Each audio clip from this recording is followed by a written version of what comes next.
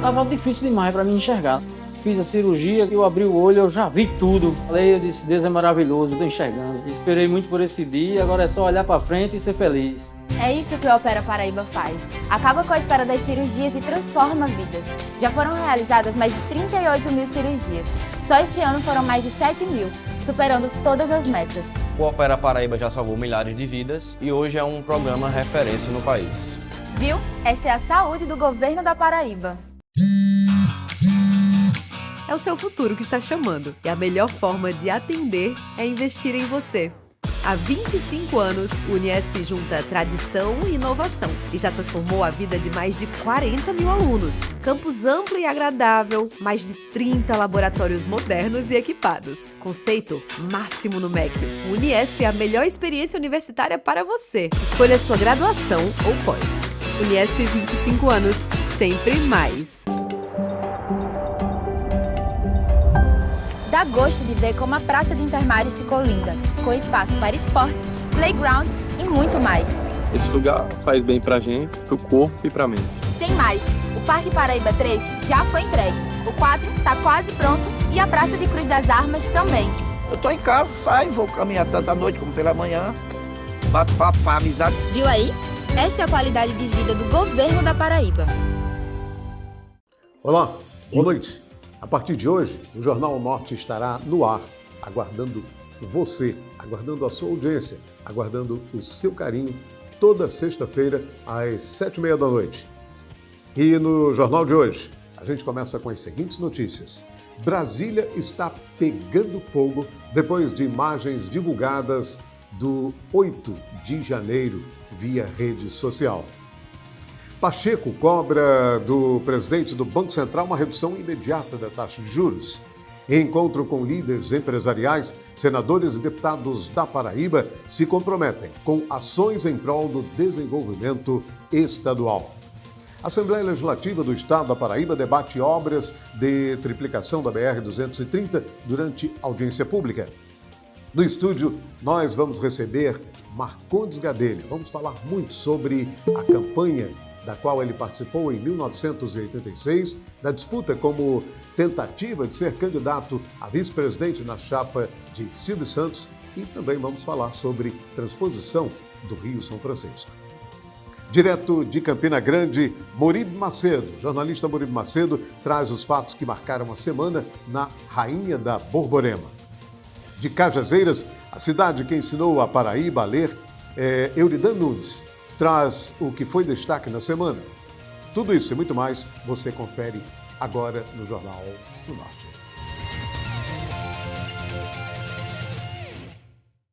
Muito bem, vamos agora direto para Campina Grande conversar com o repórter, o jornalista, Moribe Macedo, com as últimas informações da Rainha da Borborema. Boa noite, meu querido amigo Moribe Macedo.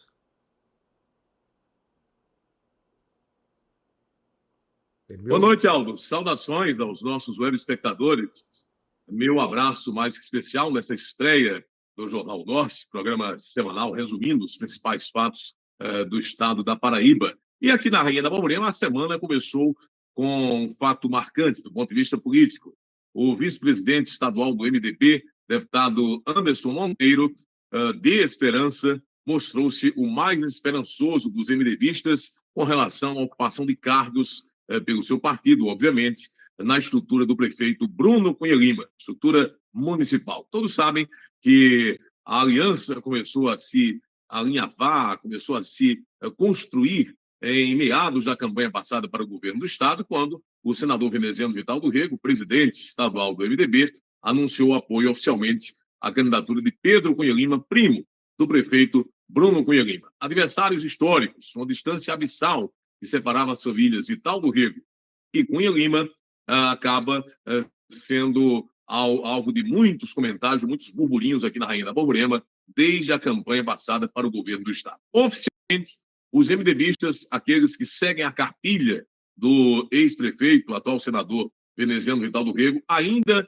não, digamos, ocuparam cargos, ainda não tiveram as suas portarias divulgadas no Diário Oficial. De um lado, há uma expectativa muito grande dos MDBistas. Quando conversamos com o vice-presidente do PMDB, na Paraíba, do MDB, o deputado Anderson Monteiro, que disse que isso é assunto para a veneziano Vital definir. Mas ele, particularmente, aguarda com muita ansiedade esse momento de oficializar o apoio do partido ao governo Bruno Cunha Lima e, naturalmente, a ocupação de cargos. É aquela velha máxima, não é algo? É aquela velha máxima na política. Quem ajuda a eleger, ajuda a governar, mas quem não ajudou a eleger necessariamente, pode governar agora, pensando em ajudar a reeleger em 2024. Esse foi o primeiro fato político da semana que chamou a atenção. Os MDBistas estão ansiosos pela ocupação de cargos, fala-se em torno de 2 secretarias, pelo menos 2 secretarias ou 3 nessa reforma administrativa, que alguns já dizem que é a reforma administrativa mais demorada do mundo na terra do maior São João. Moribe, eu queria conversar com você rapidamente sobre a crise em torno do setor de empregos, né, em Campina Grande. Parece que a Alpargatas anunciou aí a demissão de muitos funcionários. Como é que você vê isso? Como é que o campinense está acompanhando tudo isso?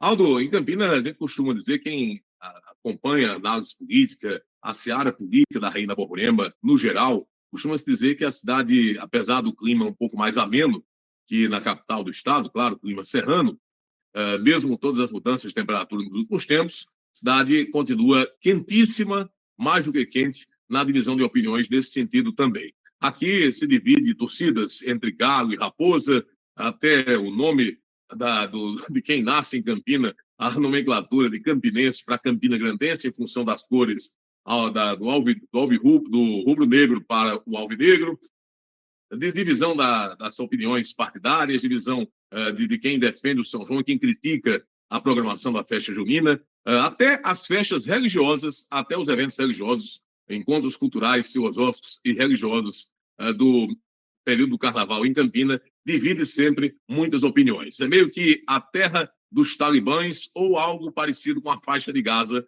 lá para as bandas do Oriente Médio. Não foi diferente nesse caso da Alpargatas, a empresa que há algum tempo já havia anunciado a demissão de alguns dos seus gerentes, alguns dos seus líderes, agora recentemente anunciou mais um pacote de demissões, cerca de 600 funcionários. Isso dividiu opiniões, meu caro Aldo. Na última quarta-feira, aí na capital, eu acompanhava, por exemplo, a entrevista da secretária de Desenvolvimento Econômico do Estado da Paraíba, empresária Rosália Lucas, publicitária, secretária de Estado, que já foi por muito tempo a secretária de Desenvolvimento Econômico de Campina Grande. No contraponto a vereadores aqui da base situação do prefeito Bruno, que foram para a frente da Alpargatas bradar por uma salvação da empresa que estaria para falir, para fechar as portas em Campina, deixando mais de 7 mil, 8 mil desempregados ao todo, fazendo todo esse clamor e causando, digamos, um terrorismo social aqui na cidade, em função dessas famílias que dependem desses empregos, é uma das maiores geradoras de empregos na iniciativa privada aqui em Campina.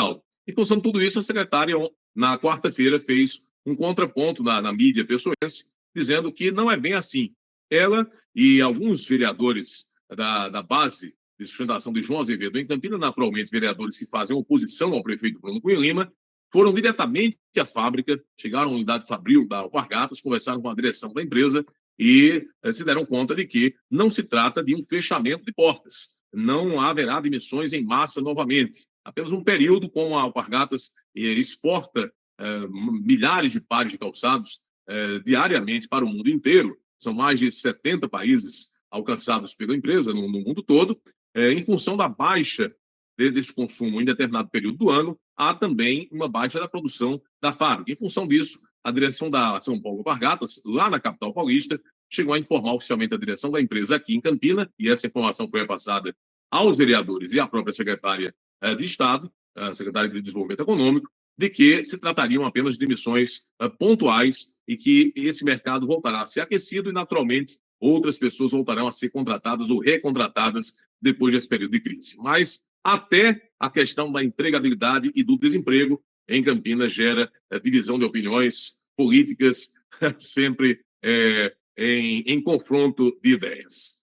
Eu queria só saber de você rapidamente, uma análise bem rápida que você faça, o nosso tempo está curto, com relação ao que está acontecendo em Brasília. No dia de ontem já circulou muitas imagens nas redes sociais a respeito do movimento que aconteceu em Brasília no dia 8 de janeiro. Você naturalmente acompanhou e eu gostaria da sua opinião. Rapidamente, por favor. Aldo, a política brasileira no mundo todo, ela se mostra cada vez mais contraditória. Se alguém que não acompanha detidamente os fatos, não acompanha intramuros a seara da política nacional, assiste o noticiário e vê a imagem de um general, de um ocupante de um cargo de ministério, ministro do GSI, do atual governo. E a explicação das imagens, que dispensam até outros comentários, é de que ele estaria facilitando a entrada dos chamados golpistas, dos terroristas, daqueles vândalos que promoveram os atos do último dia 8 de janeiro, são chamados na mídia no geral como atos golpistas, enfim, é um termo bem forte, bem pejorativo, mas enfim, os atos de invasão do Planalto, invasão do Congresso e do Planalto, mais precisamente, no último dia 8 de janeiro, alguém ficaria assim sem entender, completamente sem entender. Como não se fez uma avaliação mais minuciosa ao nomear esse ministro? Que é bom que se diga, ele não foi, digamos, convidado a sair, nem foi forçado a sair, não foi exonerado. Ele foi exonerado a pedido. Ele próprio, reconhecendo o momento constrangedor, acabou pedindo a exoneração do cargo. E fica sempre a dúvida. O argumento é que ele estaria ali não para exatamente facilitar a vida dos que estavam invadindo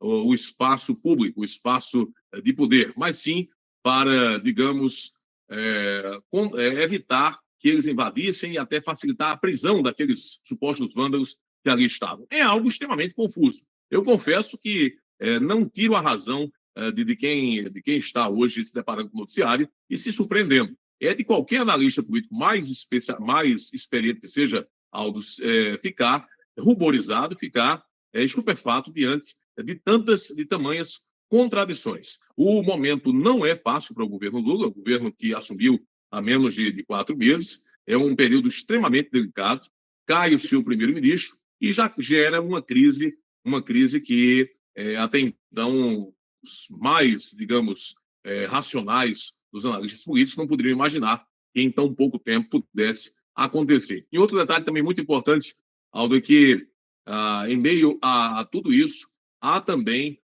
um recuo nessa semana que se passou, um recuo do setor financeiro do governo, do núcleo duro das finanças do Ministério da Fazenda, do ministro Fernando Haddad, com relação àquela taxação dos produtos até $50. Isso, do ponto de vista político, teve um peso muito forte, tanto que no dia seguinte o ministro foi obrigado a vir a público e dar marcha a ré, voltar atrás. Isso, por mais que na vida seja até um gesto de sabedoria, até de hombridade, voltar atrás quando se erra, mas na política traz consequências muito graves. Voltar atrás significa dizer na política que o ato foi impensado ou, pelo menos, não foi pensado da melhor maneira. Uribe, obrigado por sua participação no Jornal Norte desta sexta-feira e até a próxima semana, hein? Forte abraço. Daqui a pouco a gente retorna, logo após os comerciais. Até lá. O governo da Paraíba criou uma força-tarefa para aumentar a segurança em escolas públicas e particulares do estado. As ações incluem rondas policiais, monitoramento de redes sociais e implantação de protocolos de segurança. E também um canal para denúncias, o Escola Segura. Se você receber mensagens com ameaças, não passe adiante. Ligue 197 ou acesse o site e informe as autoridades. Paz nas escolas, tarefa de todos. Governo da Paraíba. É o seu futuro que está chamando e a melhor forma de atender é investir em você. Há 25 anos, o Uniesp junta tradição e inovação e já transformou a vida de mais de 40 mil alunos. Campus amplo e agradável, mais de 30 laboratórios modernos e equipados. Conceito máximo no MEC. O Uniesp é a melhor experiência universitária para você. Escolha sua graduação ou pós. Uniesp 25 anos, sempre mais. O governo da Paraíba investe cada vez mais na modernização da saúde. Por isso, cuida melhor da nossa gente. Hoje, os hospitais estão informatizados e equipados. Isso ajuda a salvar vidas. Com o Projeto Omar, todos os hospitais da rede estadual estão se conectando e compartilhando o histórico de cada paciente.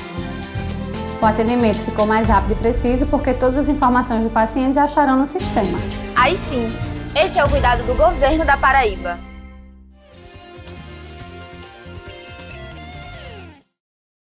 Bem, estamos de volta com o jornal O Norte, do seu Sistema O Norte de Comunicação.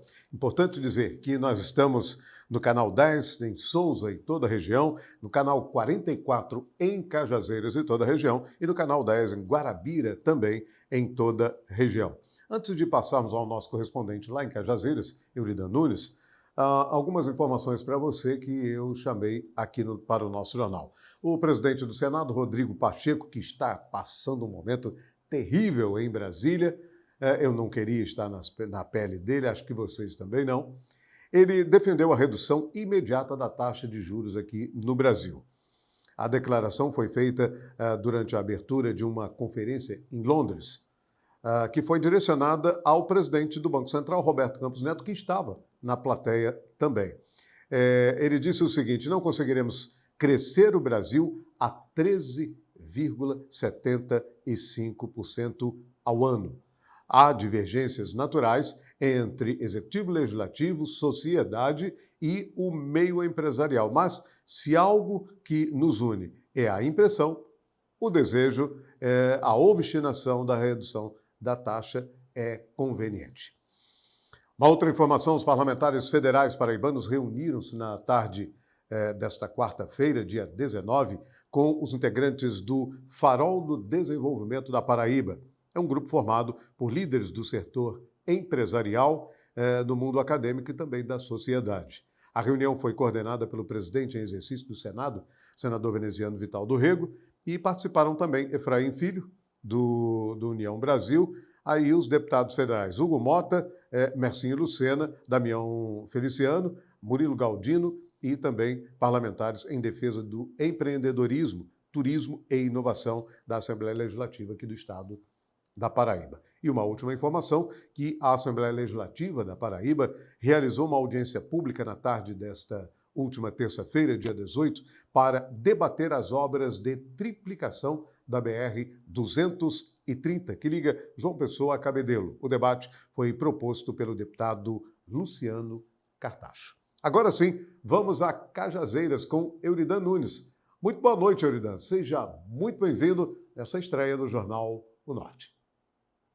Muito boa noite, Aldo. Boa noite a todos que fazem o Sistema O Norte de Comunicação. É um prazer estar aqui falando com vocês, diretamente da cidade de Cajazeiras, onde traremos as melhores notícias que repercutiram mais durante toda a semana, aqui no sertão da Paraíba. Eu queria que você destacasse para a gente aí os grandes acontecimentos. Por exemplo, o Tribunal de Justiça analisou uma possível prática de crime de importunação sexual praticado pelo prefeito de Cajazeiras. É isso mesmo? Que ponto chegamos? É verdade ou não essa história? Exatamente, Aldo. É verdade. O Tribunal de Justiça está analisando um processo que versa sobre um suposto crime praticado pelo prefeito constitucional do município de Cajazeiras, o doutor José Aldemir Meireles, onde ele é acusado de cometer o crime de importunação sexual, nos termos do artigo 215 do Código Penal brasileiro. É uma grave denúncia, um grave crime imputado ao médico prefeito José Aldemir, que merece toda a análise criteriosa para a melhor análise dos fatos. Constatada a veracidade do crime, é necessário que haja a devida punição. Caso contrário, comprovada a sua inocência, também é necessário que haja a punição desta possível inverdade. Independente de qualquer coisa, o crime, seja ele qual for, importunação sexual ou denunciação caluniosa, ele merece ser punido nos termos da lei. Sem dúvida nenhuma. Ainda falando sobre os políticos aí da região de Cajazeiras, houve a Operação Recidiva e nessa operação 2 ex-prefeitos, engenheiros e empresários foram condenados por desvio de verbas. Tá feia a coisa aí nessa região, hein? Exatamente. Aqui no sertão foi deflagrada Inclusive, a sentença foi prolatada pela 14ª Vara da Justiça Federal da Paraíba na data de hoje. E hoje, 21/4/2023, aonde a sentença condena, além de prisão, que varia de 3 anos e 9 meses até 5 anos e 9 meses, também a restituição ao erário público, no valor de aproximadamente R$52 mil. Então, esse desvio de verbas foi oriundo do fundo da FUNASA, decorrente do convênio 128 de 2014, que na época o ex-prefeito e o então prefeito da época foram acusados e comprovadamente sentenciados pela prática do crime de desvio de verbas públicas. Ainda tem um outro assunto também, que é a nossa duplicação aí da BR, que liga Campina Grande a Cajazeiras. É uma propositura, aliás, é um movimento que está sendo feito pelo senador veneziano Vital do Rego e também com os deputados estaduais Ticiano e Romualdo Quirino. Como é que todos vocês aí de Cajazeiras estão recebendo essas informações? Muito esperançosos, Aldo. O sonho da duplicação do trecho que liga Cajazeiras a Campina Grande pela BR-230 já é um desejo antigo da região de Cajazeiras e todo o Alto Sertão da Paraíba. Essa obra traria um desenvolvimento econômico muito grande para a nossa região e possibilitaria com que fizéssemos o escoamento dos insumos que são produzidos aqui na nossa região com mais facilidade. Porém, nos parece ser apenas um sonho. Já faz muito tempo que discutimos essa temática, porém sem nenhum avanço considerável até então. Esperamos dias melhores para esse projeto. Eu queria a sua opinião rapidamente sobre o que está acontecendo no país, ou seja, o que aconteceu propriamente ontem nas redes sociais, que vimos imagens daquilo que aconteceu no dia 8 de janeiro, ministro recebendo nas dependências internas do Senado também e lá da Câmara Federal, manifestantes. Como é que você viu essa? Paulo, é muito importante as imagens que foram divulgadas. Primeiramente, um ministro que foi responsável pela segurança pessoal do presidente Lula durante os 8 anos correspondente ao primeiro e segundo mandato, que agora é ministro do Gabinete de Segurança Institucional, um cargo importantíssimo do Ministério do presidente Lula. Ele é flagrado ajudando, de certa forma, os manifestantes acusados de terrorismo nos atos do dia 8 de janeiro de 2023. Então, é um ato que precisa de uma análise muito profunda por parte, principalmente, do Congresso Nacional, que agora requer a instauração da Comissão Parlamentar de Inquérito para averiguar os fatos. Constatada a colaboração por parte do ministro, eu vejo que tais fatos podem respingar com muita força no presidente Lula. Haja vista que, sendo homem de sua confiança e sendo comprovado que o mesmo colaborou, pode haver aí um crime de prevaricação. E esse crime de prevaricação pode vir a ser, não estou dizendo que será, mas pode vir a ser um motivo para a abertura de um possível processo de impeachment. Então, é um fato muito importante esse que está sendo divulgado e debatido na grande mídia e tem respaldo direto com o presidente Lula. Ok. Euridan, obrigado por sua participação no Jornal Norte nessa sua primeira edição. Até a próxima sexta. Obrigado, hein? Muito obrigado, Aldo. Até a próxima sexta. Daqui a pouco, no próximo bloco, um papo muito especial com Marcondes Gadeira. Não saia daí, outro dia. Tava difícil demais para mim enxergar. Fiz a cirurgia, eu abri o olho, eu já vi tudo. Falei, eu disse, Deus é maravilhoso, eu tô enxergando. Esperei muito por esse dia, agora é só olhar para frente e ser feliz. É isso que o Opera Paraíba faz. Acaba com a espera das cirurgias e transforma vidas. Já foram realizadas mais de 38 mil cirurgias. Só este ano foram mais de 7 mil, superando todas as metas. O Opera Paraíba já salvou milhares de vidas e hoje é um programa referência no país. Viu? Esta é a saúde do governo da Paraíba. É o seu futuro que está chamando e a melhor forma de atender é investir em você.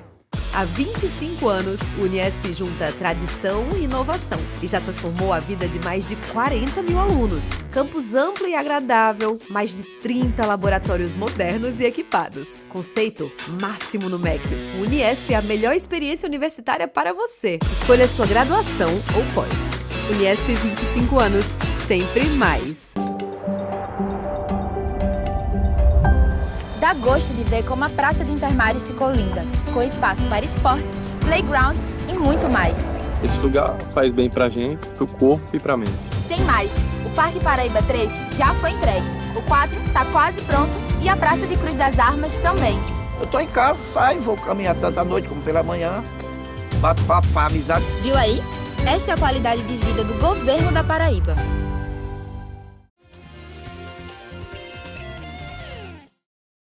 Muito bem, estamos de volta com o Jornal O Norte e, como eu disse há pouco, nesse bloco a gente vai conversar com o ex-senador, ex-vice-candidato à presidência da República, na chapa de Silvio Santos em 1989. Mas essa história quem vai contar é ele, Marcondes Gadelha. E, para lembrar você que é de Souza, nós estamos no Canal 10 para Souza em toda a região. Também estamos no Canal 10 de Guarabira e toda a região. E no canal, indo lá para o Sertão de novo, 44 de Cajazeiras e região. Tá ok? Acompanha a gente, acompanha esse bate-papo agora com Marcondes Gadelha. Eu vou chamá-lo de amigo, naturalmente, porque depois de quase 37 anos, fará em agosto, eu o conheço. E sempre tivemos uma relação muito próxima e muito afetiva, e eu vou lhe chamar de amigo. Meu amigo Marcondes Gadelha, muito boa noite. Seja muito bem-vindo a estreia desse programa, desse telejornal O Norte, do Sistema Norte de Comunicação. É uma honra enorme recebê-lo. Meu querido amigo Aldo, é um prazer muito grande estar aqui com você. Trazer um abraço bem afetuoso, lembrar os nossos bons tempos, uma amizade que temos desde prísicas e longínquas datas. É verdade. Que me honra, que para mim é um privilégio. Um abraço também para o nosso querido amigo Diego Amaranto, uma espécie de coordenador geral e factótum aqui desse programa, e toda a sua equipe. Estou à sua inteira disposição, Aldo. Ok, muito bem. Vamos voltar um pouco no tempo, então, já que falamos de 1989. O senhor foi candidato, na verdade, eu vou voltar um pouquinho antes. O senhor foi candidato ao governo do estado da Paraíba em 1986, que quando eu cheguei exatamente a essa terra, e graças a Deus eu fiquei. E o senhor disputou o governo do estado, confrontando com Tarcísio Miranda Buriti. E o seu companheiro de chapa, inclusive, o candidato ao Senado, era Wilson Braga, que Deus já o levou. Naquele tempo, houve algum erro que não levasse à vitória naquelas eleições? Ou o Tarcísio Buriti já entrou vencendo aquele pleito? Eu acho que o primeiro problema foi a exiguidade do tempo. Porque eu entrei na campanha faltando exatamente 100 dias para a eleição. Eu me lembro porque era aniversário da morte de João Pessoa, 26 de julho, e faltavam precisamente 100 dias para a eleição. Houve uma mudança na chapa. O nosso candidato era Zé Carlos da Silva Júnior. Uhum. Mas houve uma pesquisa, o Zé Carlos não estava bem na pesquisa, e ele mesmo tomou a iniciativa de abrir mão da candidatura. E a diferença dele para Buriti era muito grande. Na ocasião, eu estava na Bolívia. E tem até uma história pitoresca sobre isso. Posso contar aqui? Claro que pode. Eu estava na Bolívia e, de repente, eu recebo um telefonema de Evaldo Gonçalves, que era o presidente do partido. Daquele jeito dele. Assim, amigo velho. Amigo velho, o que é que você está fazendo aí na Bolívia? Vê-se embora, você é o nosso candidato a governador. Eu digo, o candidato é Zé Carlos da Silva. Não, Zé Carlos não é mais candidato. Vem embora para cá e tal. Aí na Bolívia não tem voto para você. Tá, pega a sua mala. Eu vim embora. Fui direto para a casa dele. Quando eu cheguei lá, eu disse, amigo velho, por que sou eu o candidato? Ele disse, amigo velho, porque você é o único que pode perder. Eu digo, já vi ser candidato porque pode ganhar. Agora, porque pode perder, Ele queria dizer que, como eu era senador na ocasião, então, ainda que fez isso, eu manteria o mandato. Mas a verdade é que, com 15 dias de campanha, eu empatei com o Buriti. Se você tomar como histórico, a primeira pesquisa foi Buriti contra Zé Carlos. Buriti tinha 62, Zé Carlos tinha 15. Quando eu entrei, com pouco tempo, a pesquisa deu 45 para Buriti e 42 para mim. Ou seja, a rigor, o empate técnico. Aí tivemos alguns incidentes na campanha, alguns problemas mais desconfortáveis, e acabou saindo de controle a campanha e nós perdemos. Mas eu tenho aquele fato como relevante na minha vida política, foi um aprendizado, foi uma coisa... Como o tempo era muito curto, só tínhamos 100 dias para a campanha, então os comícios eram feitos de uma forma meio atabalhoada, meio atropelada. Numa noite só me mandaram fazer um comício em Pirituba, em Bananeiras, em Areia e em Campina Grande. Então, fatalmente, ia dar um descompasso muito grande. E, quando eu cheguei em Pirituba, já era de manhã, 10 horas da manhã, e a multidão já tinha ido embora, eu encontrei o prefeito, que era o Salustiano, literalmente chorando e dizendo que ficou numa situação muito ruim, porque passou a noite toda dizendo que eu estava chegando e eu não chegava. Eu digo, vamos ver se a gente conserta isso, Salustiano, vamos fazer um comício aqui, marcar outra data e tal. Mas não é a mesma coisa. Então, eu acho que o problema maior para mim foi o fator tempo. Isso foi um desgaste, então, da campanha, sem dúvida nenhuma. Foi um desgaste grande da campanha, isso? Sim, sem dúvida, sem dúvida. E a campanha foi... Mas agora, a campanha foi empolgante. A população aceitou literalmente a minha proposta e em toda parte os comícios eram monumentais. Aldo, até hoje, você pode ficar certo que a música de campanha mais lembrada da política da Paraíba é a minha música. Vamos lá com o Marconi, pelo povo, que era cantada pelo grupo Absinto naquele tempo. Até hoje, onde eu chego pelo interior, as pessoas cantam assim espontaneamente aquela música. Então a coisa ficou realmente impregnada. E eu fiquei muito, muito feliz de ter apresentado a minha proposta, o meu ideário. Do Dr. Buriti, com todo respeito, o segundo mandato dele não foi igual ao primeiro. O primeiro mandato dele foi exemplar, foi excelente. O segundo, nem tanto. E as pessoas ficavam todo o tempo com aquela nostalgia, achando que deveríamos ter um resultado mais efetivo na campanha. Mas eu acho que, para mim, para quem tem algum espírito de luta, para quem acredita que a campanha é uma oportunidade para você apresentar suas ideias, eu acho que foi um ganho, foi uma conquista, foi um fato importante na minha biografia. Quando o senhor fala do Absinto, eu lembro uma passagem bem rápida, também um caso daquela campanha que eu fui convidado para vir para participar da campanha exatamente na gravação do Grupo Absinto, lá no Rio de Janeiro, daquele jingle a música da sua campanha, né? E fez realmente muito sucesso. E foi fácil de disseminar aquela música naquela época.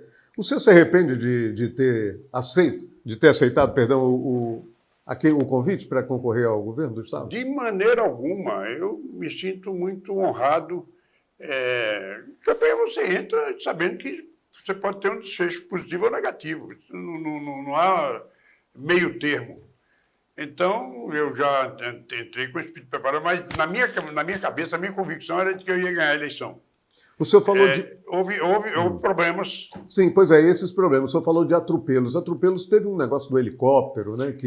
Uma situação... Esse foi um deles, né? Teve mais, mas esse foi muito desconfortável, porque aconteceu que os nossos companheiros na cidade de Serra Branca, lá no Cariri, eles queriam que a gente chegasse lá de helicóptero na cidade.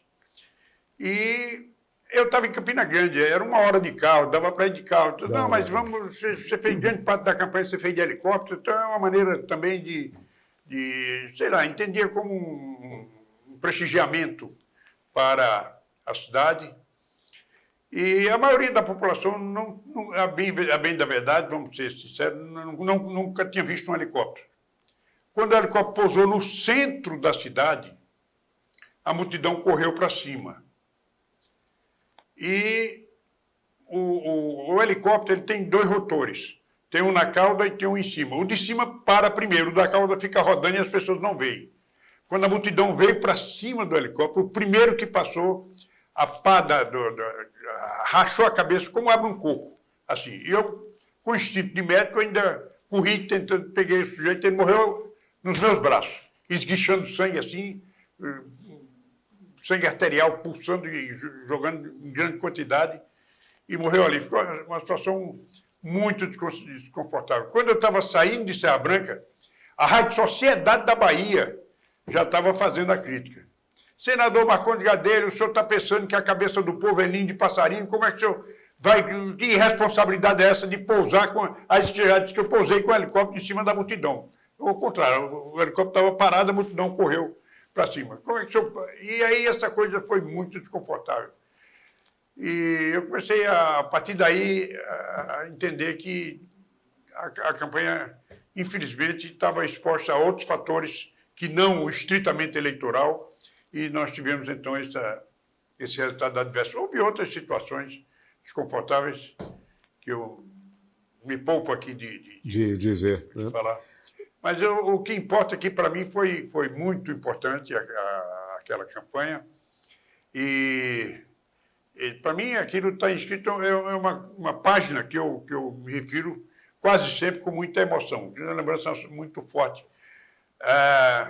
Dada essa questão que eu falei da exiguidade do tempo, acontecia de a gente chegar numa cidade às 2 horas da madrugada e o povo está lá esperando. Impressionante. Foi um resultado que, de qualquer forma, embora adverso, está escrito como um dos bons momentos da minha vida pública. E na história da política paraibana, né, naturalmente. Muito bem, a gente vai fazer um intervalo. Quero aqui mencionar aqui o meu respeito ao ex-governador Tarcísio Buriti, que é realmente uma figura extraordinária, um intelectual brilhante e um homem público com muita perspectiva. Também morreu precocemente, infelizmente, mas era uma figura respeitabilíssima. Também se tivesse perdido para um outro candidato menos qualificado, podia você ter um capo diminúcio no resultado eleitoral. Mas disputar a eleição com o Tarcísio Buriti é, de qualquer forma, uma coisa muito honrosa. Muito bem. A gente vai a um rápido intervalo, nós temos um tempinho ainda? Então vamos fazer o seguinte, deixa eu fazer uma pergunta ao senhor. O senhor já foi senador da República, antes de, inclusive, ser candidato ao governo do estado da Paraíba, em 86, e, naturalmente, acompanha a política brasileira. Quando se fala de Senado Federal, a gente remete hoje, aos dias de hoje, para essa confusão que passa o Senado Federal com uma solicitação dos senadores e também dos deputados federais de uma CPMI daquilo que aconteceu em 8 de janeiro, daquela confusão toda, daquele ato todo em 8 de janeiro, e que o presidente da Casa, Rodrigo Pacheco, o senador Rodrigo Pacheco, vem postergando, vem adiando, e atendendo, segundo informações, aos pedidos do presidente da República de não instalar a CPI. Como é que o senhor vê o comportamento de um presidente de um Congresso Nacional que marca as coisas com os seus colegas e recua mais uma vez? Olha, aquele episódio do 8 de janeiro, um episódio de extraordinária relevância, de uma importância muito grande na história do Brasil. Foi um momento em que a democracia foi posta em xeque assim, de uma forma escancarada, de uma forma abusiva, grupos invadirem os 3 poderes, Congresso, Palácio do Planalto e o Supremo Tribunal Federal, numa tentativa assim, estúpida de reverter pela força um resultado eleitoral. Então, essa é uma coisa de uma relevância tão grande que eu acho que tem que ser investigado por todos os meios. E não importa de onde venha o pedido de investigação, se é do sistema oficial, se é de oposição. Essa CPMI tem sido movimentada mais pelo pessoal de oposição ao governo Lula, mas eu acho até interessante nesse sentido, porque, em grande parte, eles foram responsáveis por aquilo e agora estão pedindo apuração. E eu acho que deve escancarar isso aí, deve abrir, deve investigar por todos os meios, não deve deixar pedra sobre pedra. E parta de onde partir o pedido de investigação. Então, essa CPMI tem que ser instaurada e o governo se prepare para enfrentar e, quem sabe, até esclarecer melhor essa situação. É um fato que transcende o momento que nós estamos vivendo, vai servir de inspiração para as futuras gerações, para ter mais respeito aos ideais democráticos, e a gente não pode perder a oportunidade nenhuma de salientar a significação desses atos. Ontem a rede CNN de televisão mostrou imagens do próprio ministro de Lula, do GSI, coordenando, ele parece estar nas imagens, coordenando a entrada de pessoas nas repartições públicas que foram atacadas naquele 8 de janeiro. Como é que o senhor vê isso? É uma situação profundamente lamentável. Ainda bem que o general teve o bom senso de pedir demissão. Não havia outra alternativa senão essa, de pedir demissão e poupar o governo daquele constrangimento. Eu não sei, talvez o presidente da República, ao nomeá-lo, não tivesse conhecimento dos fatos ainda naquele tempo. Mas no momento que tomou conhecimento, então já se criou uma situação de dificuldade para a permanência do general no cargo, e a solução que se encontrou, que eu acho que de alguma forma foi consensual, acho que ele de alguma forma informou o presidente, consultou o presidente e teve a anuência, e certamente é um episódio que deve ser transposto, mas eu acho importante ouvir esse general também nessa CPMI, ouvir por outros instrumentos no Poder Judiciário, mas de alguma forma você encontrar meios e modos de esclarecer o papel dos instrumentos de defesa do... O presidente da República não queria a realização dessa CPMI. Ele, por diversas vezes, criticou a instalação da CPMI. Você vê isso de forma correta, não? Ele agiu corretamente? Não, eu lamento isso, porque uma CPI é sempre muito bem-vinda, principalmente com o fato dessa envergadura. Exatamente para esclarecer de uma vez por todas. Ele devia ter interesse em promover o esclarecimento dessa situação toda. Não vejo nessa posição do presidente uma coisa consentânea com a sua história e com os desígnios desse país. Muito bem. Então vamos a um rápido intervalo comercial. Daqui a pouco a gente retorna ainda conversando com o senador Marcondes Gadelha. Até já. O governo da Paraíba criou uma força-tarefa para aumentar a segurança em escolas públicas e particulares do estado. As ações incluem rondas policiais, monitoramento de redes sociais e implantação de protocolos de segurança. E também um canal para denúncias, o Escola Segura. Se você receber mensagens com ameaças, não passe adiante. Ligue 197 ou acesse o site e informe as autoridades. Paz nas escolas, tarefa de todos. Governo da Paraíba. É o seu futuro que está chamando e a melhor forma de atender é investir em você. Há 25 anos, o Uniesp junta tradição e inovação e já transformou a vida de mais de 40 mil alunos. Campus amplo e agradável, mais de 30 laboratórios modernos e equipados. Conceito máximo no MEC. O Uniesp é a melhor experiência universitária para você. Escolha sua graduação ou pós. Uniesp 25 anos, sempre mais. O governo da Paraíba investe cada vez mais na modernização da saúde. Por isso, cuida melhor da nossa gente. Hoje, os hospitais estão informatizados e equipados. Isso ajuda a salvar vidas. Com o Projeto Omar, todos os hospitais da rede estadual estão se conectando e compartilhando o histórico de cada paciente. O atendimento ficou mais rápido e preciso porque todas as informações do paciente acharão no sistema. Aí sim, este é o cuidado do governo da Paraíba. Muito bem, estamos de volta com o Jornal O Norte, nesse quarto e último bloco do nosso telejornal, conversando ainda com o senador Marcondes Gadelha. Muito bem, o senador Marcondes Gadelha, como a gente já conversou no bloco anterior, ele foi senador e foi, em 86, candidato ao governo do estado da Paraíba. Passado 3 anos, ele foi convidado para compor a chapa de nada mais, nada menos do que Silvio Santos. A chapa como vice, Silvio Santos era candidato à presidência, foi lançado candidato à presidência da República, isso em 1989. Como é que surgiu esse convite para ser vice de Silvio Santos? O PFL tinha um candidato que era Aureliano Chaves. Partido da Frente Liberal. Mas Aureliano não passava de 1%. Mesmo em Minas Gerais, o estado dele, ele não chegava a 1%. E então, num dado momento, ele resolveu espontaneamente desistir da candidatura. E nos procurou. Nós éramos 3 senadores, os últimos que estavam apoiando a candidatura dele, porque o resto já tinha debandado para Collor de Mello, e então ele resolveu desistir da candidatura. E aí surgiu a ideia de colocar Silvio Santos, porque era a única maneira que você tinha de romper, não bastava lançar candidato, era para lançar candidato para quebrar essa polarização. Então, entre 2 populismos. Então, você tinha que inventar um populismo de centro. Tinha um populismo de esquerda, que era Lula, um populismo de direita, que era Collor, então vamos inventar um populismo de centro. No caso, foi o Silvio Santos.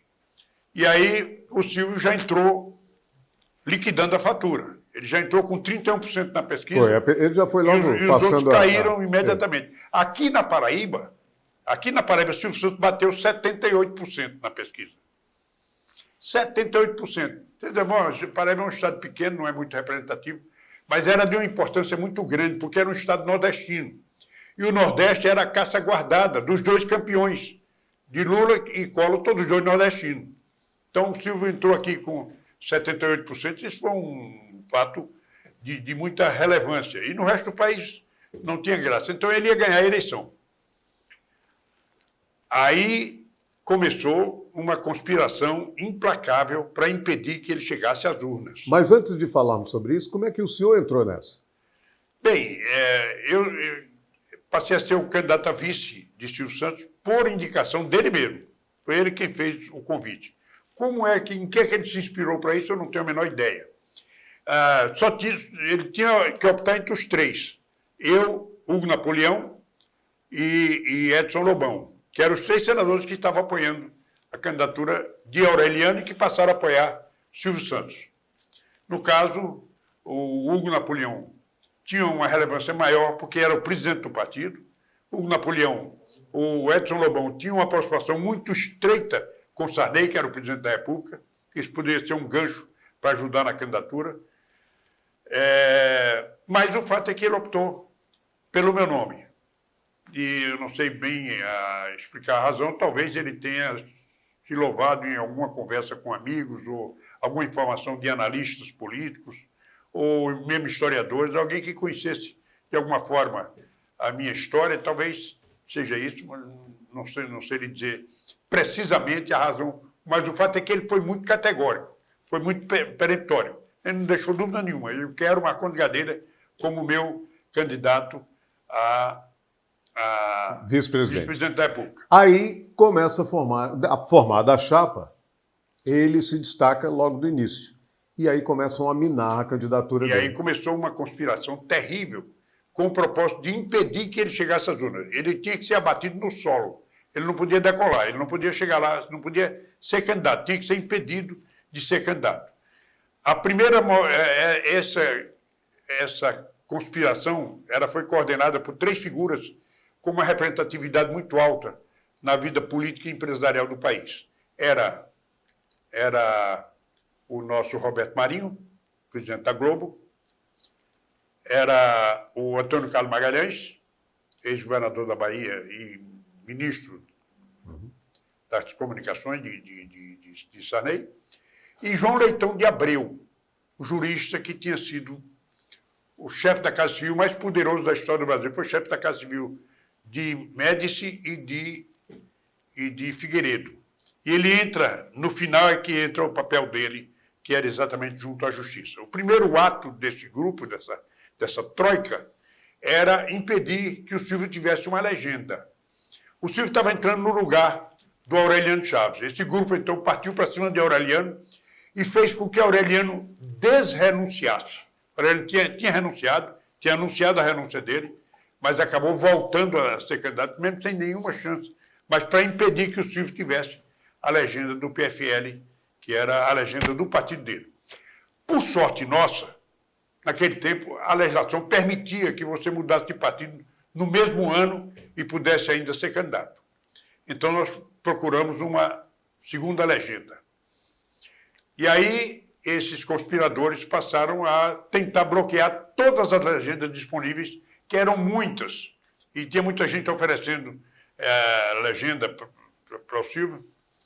E nós acabamos, depois de muita pesquisa, acabamos encontrando uma alternativa com um partido pequeno, chamado Partido Municipalista Brasileiro, que tinha um pastor como candidato, Armando Corrêa, era candidato a presidente da República. Então, o Armando abriu, o livro começa exatamente no momento em que o Armando abre a sua candidatura e propõe, sem pedir nada, sem exigir nada, pediu apenas a inclusão de algumas referências ao programa dele de candidato, principalmente na área da educação, que ele tinha um interesse muito especial. Aí, então, nós conseguimos a legenda. Então veio o terceiro ato, que era impedir na justiça. E aí é onde entra o Leitão de Abreu, que tinha sido chefe da Casa Civil, tinha sido presidente do Supremo Tribunal Federal, tinha sido presidente do Tribunal Superior Eleitoral e tinha nomeado a maioria dos ministros que compunham o tribunal, inclusive o presidente Francisco Rezé, que era o presidente do TSE, tinha sido chefe de gabinete dele. E o fato é que eles fizeram um esforço muito grande nessa área do judiciário. No começo, a conversa era impedir a candidatura de Silvio, com base no fato de que Silvio era presidente do SBT e não tinha se desincompatibilizado. Nós estávamos muito tranquilos, muito felizes com isso, porque sabíamos que o Silvio tinha se desincompatibilizado, que ele não era mais diretor nem representante legal do SBT, ele era apenas acionista majoritário. Isso a lei não cogitava desse fato.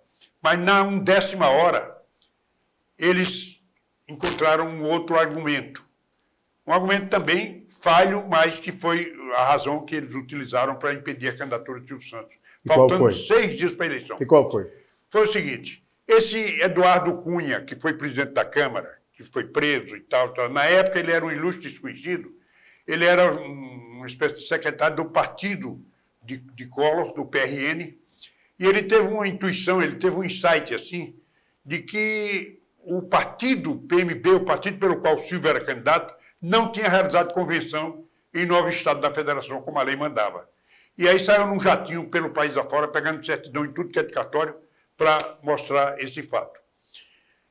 Esse fato não podia ser considerado, porque era um fato incidental. Se o partido tinha aptidão para lançar candidato ou se não tinha aptidão, porque o partido já tinha um candidato lançado que estava no programa da Justiça Eleitoral, que era o senhor Armando Corrêa, já homologado, e não havia o que questionar nesse sentido. Mas eles conseguiram,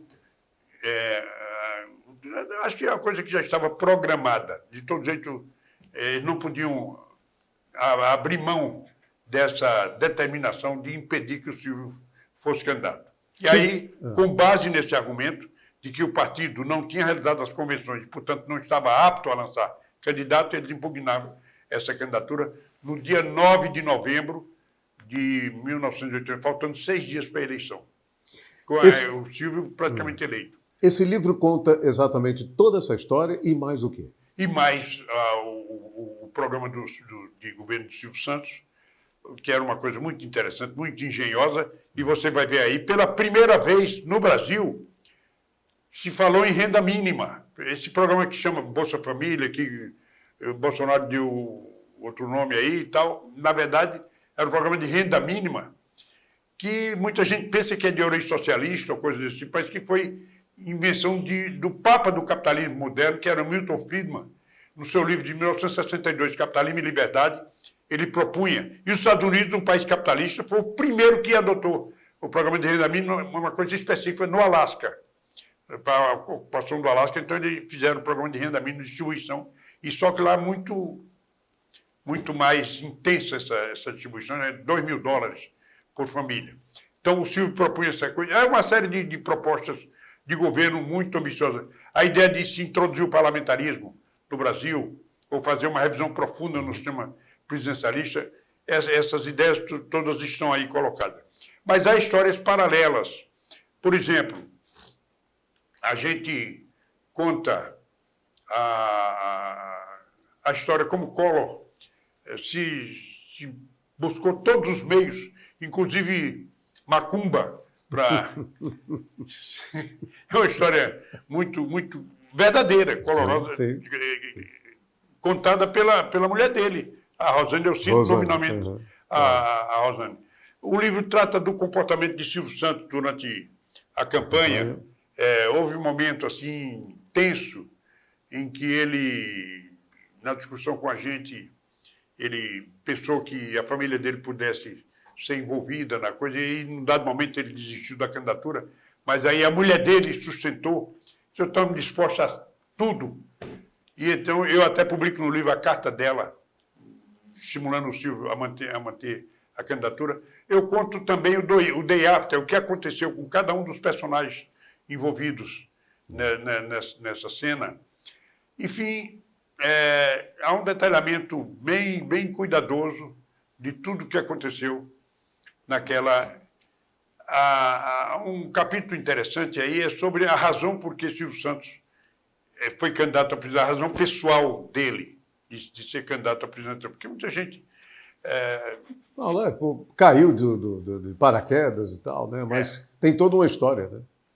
Eu conto a história de naquele ano, ele encontrou-se com um guru indiano, e o guru disse que ele ia ser presidente da República, e ele começou a se entusiasmar com isso.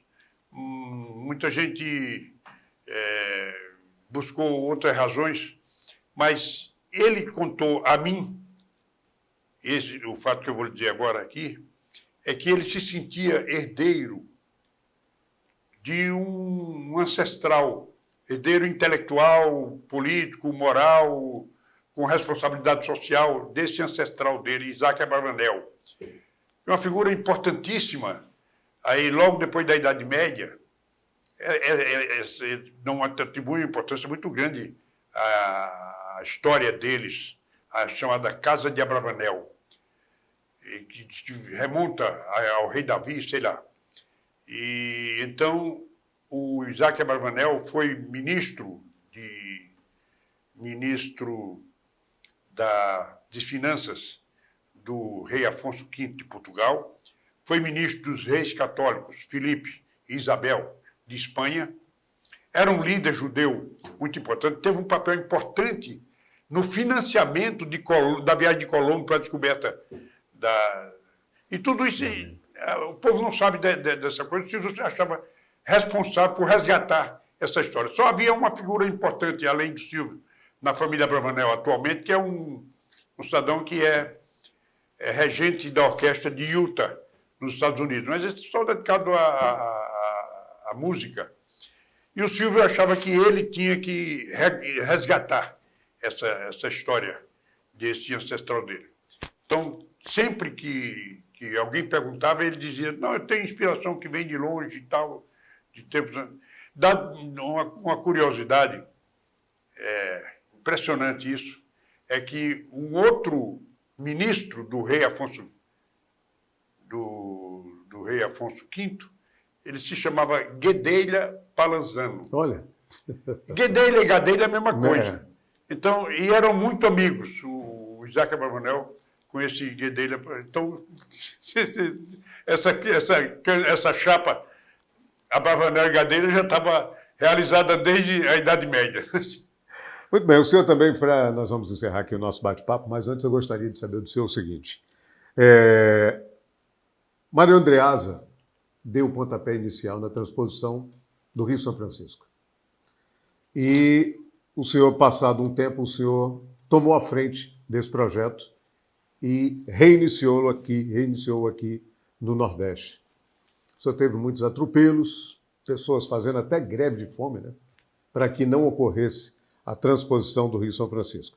mas ela acabou acontecendo de certa forma. Começou no governo Lula, toda aquela obra, parou no governo de Dilma e recomeçou no governo do ex-presidente Bolsonaro e agora encontra-se parada novamente. Como é que o senhor vê esse desenrolar aí da transposição do Rio São Francisco? Muita gente me pergunta quem é o pai da transposição. Eu digo, eu não sei quem é o pai da transposição, eu sei quem é o avô. O avô. O avô foi Mário Andreasa. A história da transposição é muito antiga, ela remonta ao Segundo Império ainda. Então, o imperador Dom Pedro II tentou, e foi um intendente, que era o nome do o nome antigo para o prefeito. Então, o prefeito do Crato, Marco Antônio de Macedo, fez um estudo de transposição de água do Rio São Francisco e levou para o imperador, e aquela coisa não funcionou, porque naquele tempo não havia condição técnica. A dinamite não tinha sido nem inventada. Não havia máquina, não havia nada.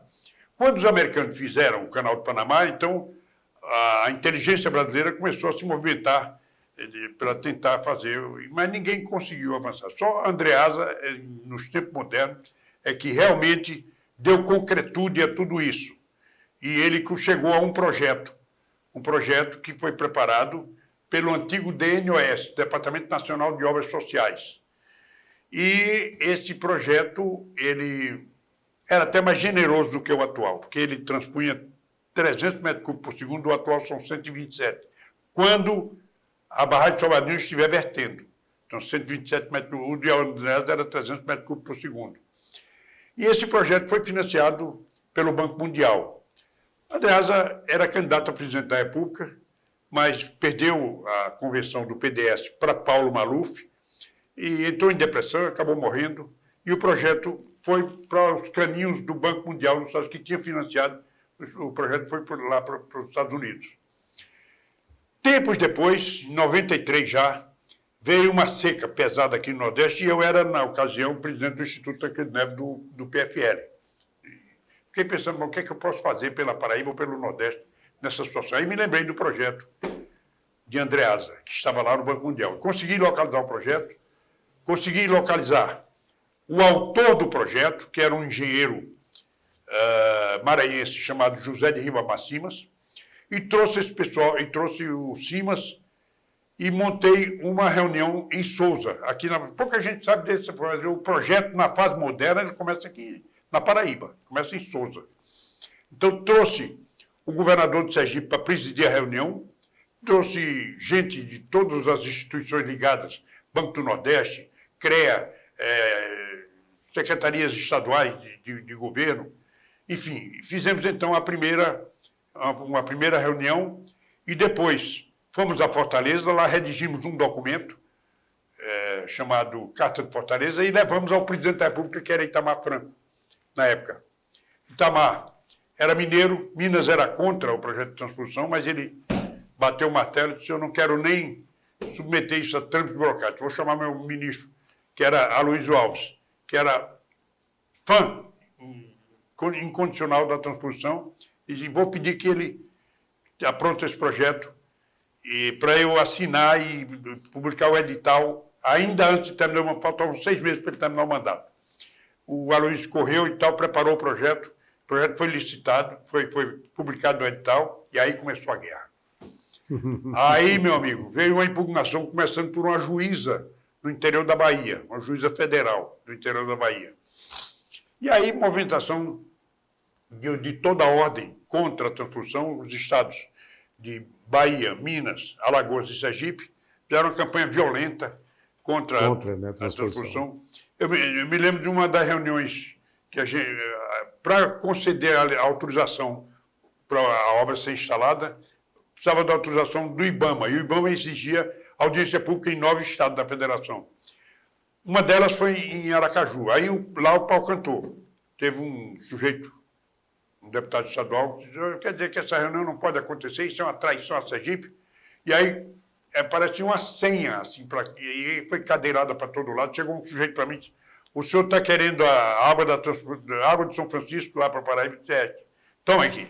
Jogou um copo d'água na minha cara. E imediatamente capangas cercaram lá o presidente dos trabalhos, e a reunião foi suspensa. e outras reuniões foram suspensas também dessa forma ou de outra natureza. E tivemos de tudo nessa coisa. Você citou muito bem aí, houve uma greve de fome de um bispo, Dom Cápio, que era o bispo da cidade de Barras, na Bahia. Na Bahia, isso. Ele passou 14 dias em greve de fome. Eu tenho a impressão até que ele pescava um surubim de noite, porque depois de 14 dias ele apareceu na televisão, assim, corado e tal.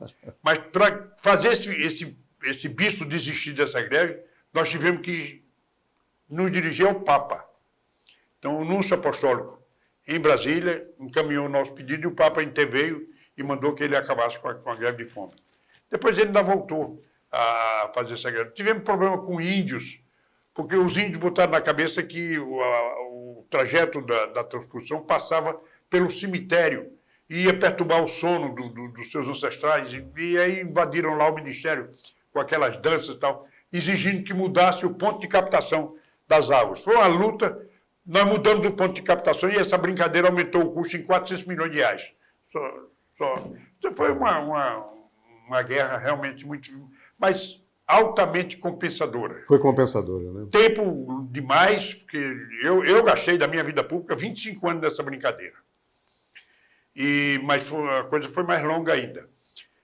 Para você ter uma ideia, uma comparação, os chineses resolveram fazer a transposição, se inspiraram um pouco no nosso projeto, a transposição do rio Yangtze para a bacia do Rio Amarelo, lá na China, que é o nordeste de lá. E a transposição deles era a um custo 10 vezes maior do que o nosso. Era 62 bilhões de dólares o custo dessa transposição dele. E eu transpor 11 mil metros cúbicos por segundo, e aqui a gente estava falando em 100 e pouco metros cúbicos por segundo. Então, e eles, em 10 anos, já estavam com a obra concluída, e nós levamos esse tempo todo. Agora, nada se compara a essa emoção de ver essa água circulando aí, a esperança brilhando na ponta dos canais, e a gente poder colher na coxa da mão. Eu conversei com o Marcondes Gadelha, e com ele encerramos o nosso jornal O Norte, desta sexta-feira, nessa estreia, e, é claro, contando sempre com a sua audiência, ok? Obrigado pela entrevista. Obrigado a você. Uma honra enorme. Prazer foi meu. Vamos estar juntos aí sempre. Ok. Até a próxima. Eu estou pensando em me deslocar um pouco mais para Paraíba agora. Né? É. Então venha sempre. Estou como presidente do partido aqui na Paraíba e chega um ponto que tem aquela história que o elefante quando vai enterrar os ossos onde nasceu. Muito bem, então ficamos por aqui. O Jornal Norte, nessa sua primeira edição, vai ficando por aqui. Na sexta-feira da semana que vem estaremos juntos novamente às 7h30 da noite. E é claro que a gente conta com a sua audiência. Forte abraço para você e até a próxima.